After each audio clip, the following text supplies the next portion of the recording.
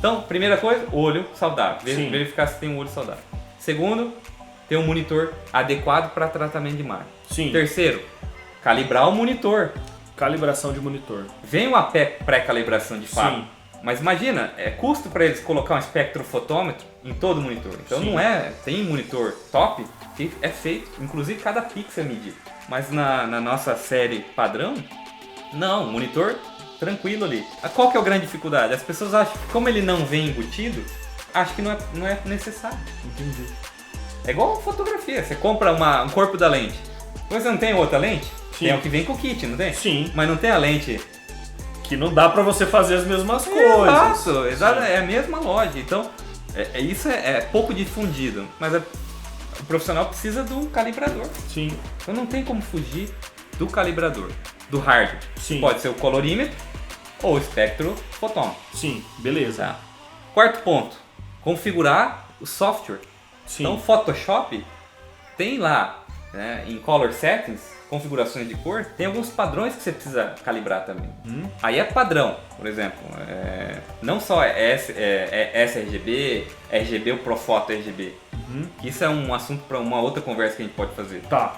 Mas saber em qual padrão de tinta que vai ser impresso aqui. Sim. Tá? Configurar o software. É profundo, a gente deixa para um outro papo. E depois aonde você vai dar a saída? Eu vou mandar para uma encadernadora. Entendi.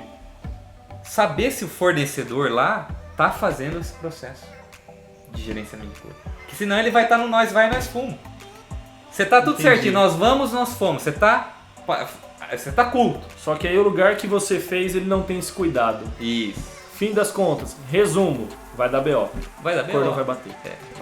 Vai sacrificar todo o processo. Sim. Então você tem que escolher um fornecedor que cuide desse processo. Que pode ser uma encadernadora, pode ser um Minilab, empresa de foto comum, Sim. pode ser uma gráfica que vai imprimir, e todas elas precisam estar dentro desse padrão.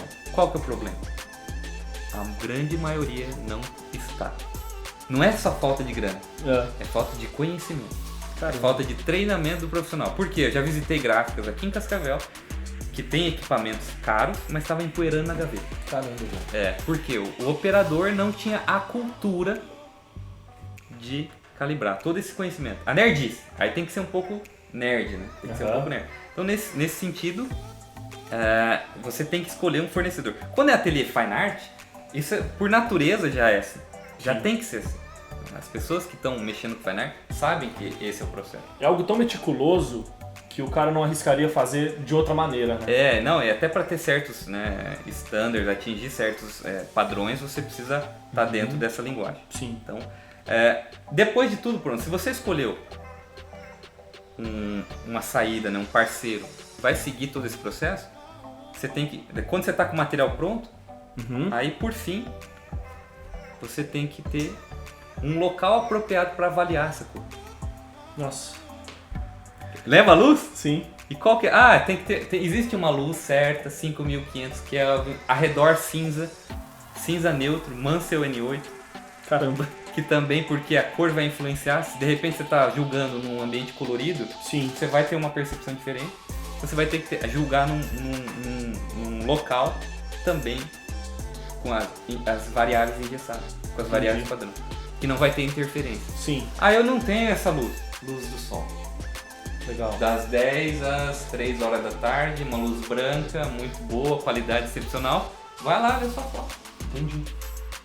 Não vai dar para trazer o monitor do lado. Sim. Por isso que daí existem as cabines para comparar monitor calibrado, específico para tratamento, com a prova final. Sim.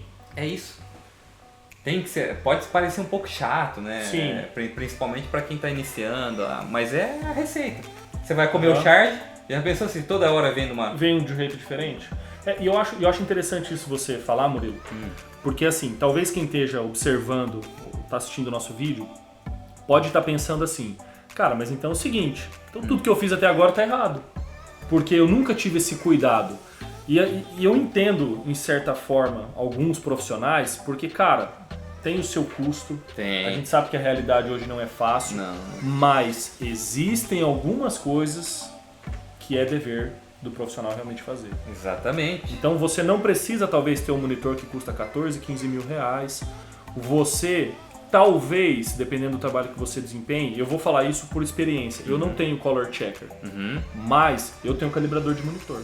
Exatamente. Já que eu uso parabéns. com uma certa frequência para que eu tenha um resultado mais próximo possível daquilo que eu estou vendo na minha tela. Você está se garantindo. Eu estou me garantindo. Pelo menos o que você está fazendo ali está de acordo, né? Sim. Com o padrão. Então, assim, o que eu acho interessante cara, se você olhou isso aí, se você tá vendo isso e falando, então não tem saída, como que eu vou organizar dessa maneira? Cara, eu acho que tudo na vida a gente começa com pequenos passos. Pequenos passos. Tem formas de você fazer isso de uma maneira que caiba no seu orçamento. Você primeiro pode ir pro oftalmo, para ver se o seu olho é realmente saudável quanto à cor, né? Dá para você escolher depois disso investir então com calma num bom monitor, investir num colorímetro. O colorímetro mais barato. Sim. O espectrofotômetro vai ter ali de 3.500, 5 mil a 20 mil. Já é um investimento mais direcional. É direcional. Né? Então, tem colorímetros de 600 reais. Bons colorímetros no mercado.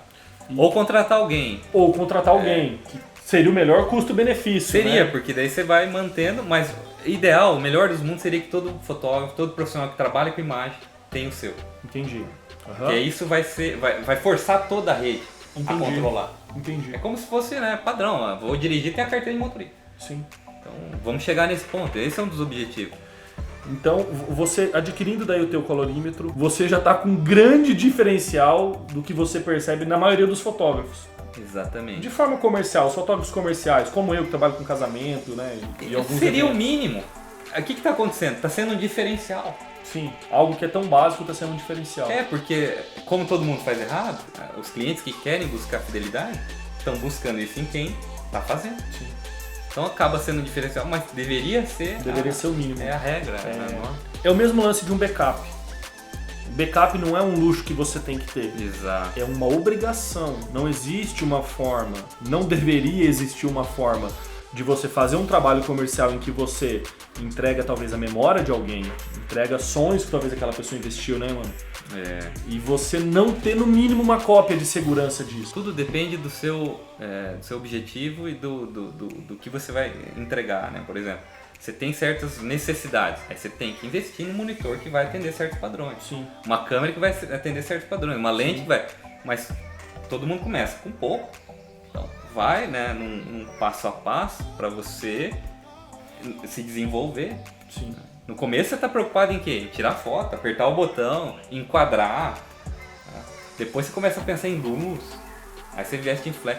Mas é tão fundamental, se você tem problemas com cor, você está perdendo dinheiro.